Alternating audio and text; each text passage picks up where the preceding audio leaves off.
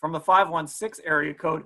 Will the Browns come up with a good plan to contain Lamar Jackson? Again, like I was saying, it's game week. We actually get to talk about a football game finally, and it's a doozy of a football game. You're going against the AFC North favorite, a Super Bowl contender in the Baltimore-Ravens, and of course the reigning MVP, Lamar Jackson.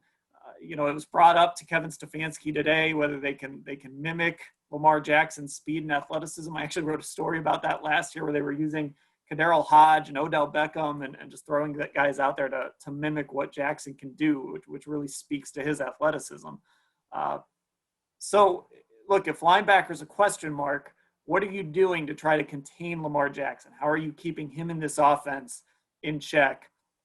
I think for me, it starts with a guy that we already talked about, Myles Garrett. If he's able to chase around Lamar Jackson, that level of athleticism coming off the edge, that's huge. That can change things. But this is going to be a tall task on Sunday.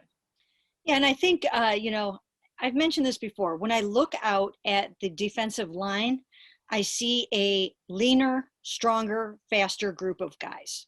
I actually think the whole team looks that way to me. I think that was their marching orders in the offseason from Kevin Stefanski to go out and get bigger, stronger, and faster. So just by virtue of that, I think that they should be better equipped to try to do something about Lamar Jackson, Mark Ingram, and those guys.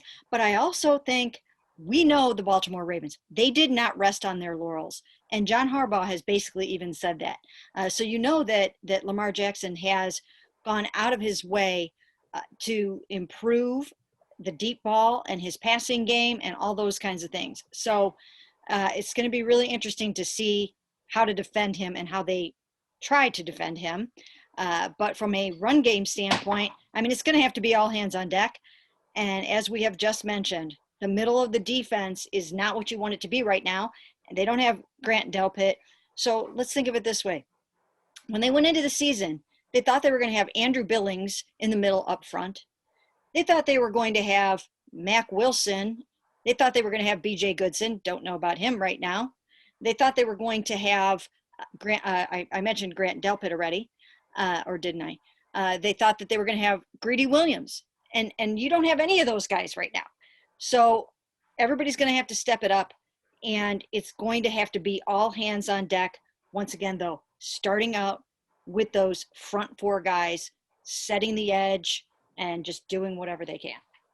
Yeah, it takes immense discipline to stop a running quarterback. Mary Kay just said it. You got to have eyes on. These ends are going to have to contain. Your D tackles can't get too much depth. It is all eyes on Lamar Jackson.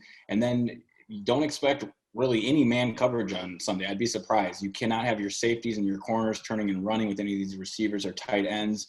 All 11 guys need to have their eyes on the running quarterback.